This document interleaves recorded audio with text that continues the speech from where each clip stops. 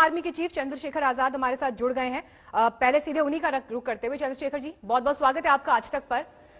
सबसे पहला सवाल चंद्रशेखर जी मेरा आपसे ये है, सुप्रीम कोर्ट में कल सरकार ने हलफनामा दिया है और उस हलफनामा में सरकार साफ स्पष्ट ये कह रही है कि हाथरस की आड़ में कोशिश ये थी कि यूपी को जलाया जाए, दंगे वहां पर भड़काए जाएं और इसके लिए बकायदा जस्टिस फॉर हाथरस जैसी एक वेबसाइट बनती है।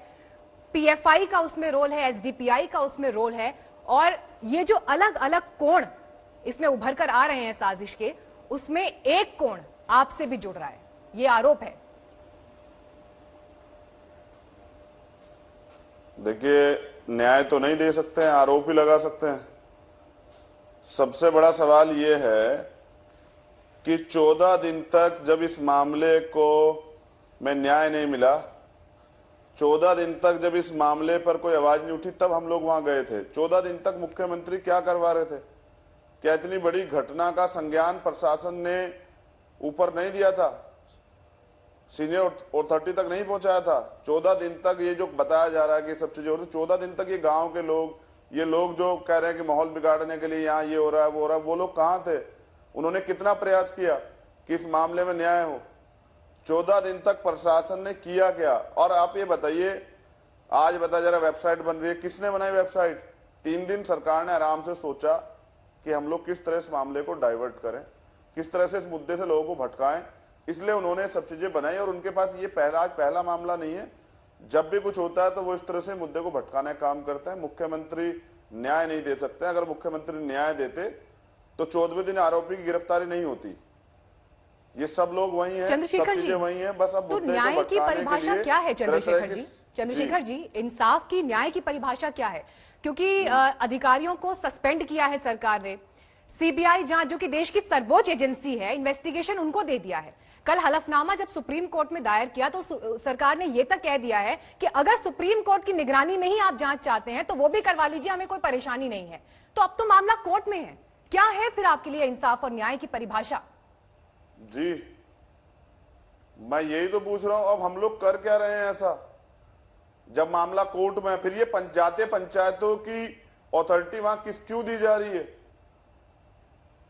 सबसे बड़ा सवाल है कि न्याय की परिभाषा यही है कि जिन्होंने गलत किया उनको सजा मिले, और सजा का एक पैमाना यह है कि उसमें निष्पक्ष जांच हो। इसलिए पीड़ित परिवार ने मांग की थी कि सुप्रीम कोर्ट के रिटायर्ड जस्टिस द्वारा की जाए।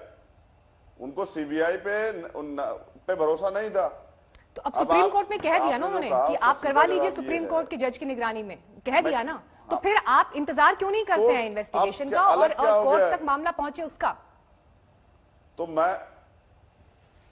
मैं मना कहां कर रहा हूं, और मैं कर क्या रहा हूं ऐसा?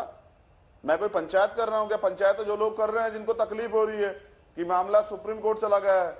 सुप्रीम कोर्ट ने भी कहा, अच्छा आप मुझे बताइए अधिकारियों को सस्पेंड क्यों किया गया? अगर सब कुछ ठीक हो रहा था, अगर सब कुछ सही था तो सस्पेंड क्यों किया गया? रात के अंधेरे में बच्ची को जलाया जाता है, इससे आक्रोश बढ़ता है या कम होता है? तमाम पीड़ित परिवार को बंधक आप बना देते हैं, उनके फोन छीन लेते हैं, मीडिया के लोगों द्वारा बताया जाता है, मीडिया के लोग एंट्री नहीं कर सकते हैं। आप ये बताइए, इससे जन आक्रोश बढ़ता है या जन आक्रोश समाप्त होता है? कुछ नहीं है वहां, सिर्फ और सिर्फ मामले को, मुद्दे को भटकाने का प्रयास किया जा रहा है। पूरी दुनिया में गुस्सा है, और पूरी दुनिया में जहां भी बहन बेटियां रहती हैं, किसी के साथ ऐसा ना हो, हमें इस बात की तकलीफ है। वहां जातीय पंचायत क्यों, वहां सर्व जातीय पंचायत क्यों नहीं हो रही है?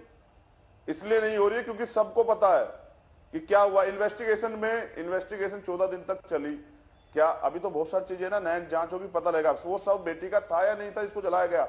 अगर माहौल बिगाड़ने और बचाने की बात थी तो क्या 1 घंटा जो पीड़ित परिवार की मांग थी, उनकी तो सुबह को नहीं थी करने की? उन्होंने तो एक मांग मां ने ये भी रखी थी कि बस मैं बेटी की हल्दी की रस्म कर लूं, मुझे चेहरा दिखा दो। इसमें कौन सा माहौल बिगड़ रहा था?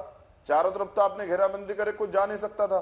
अभी तो ऐसा भी हो सकता कल आपको पता लगे कि किसी वहां के गांव वाले पे हमला हुआ और वहां कह दिया जाए कि भीम आर्मी के लोगों ने हमला कर दिया, या पुलिस भाग रही हो किसी के पीछे, वो भीम आर्मी के नारे लगा रहे हो।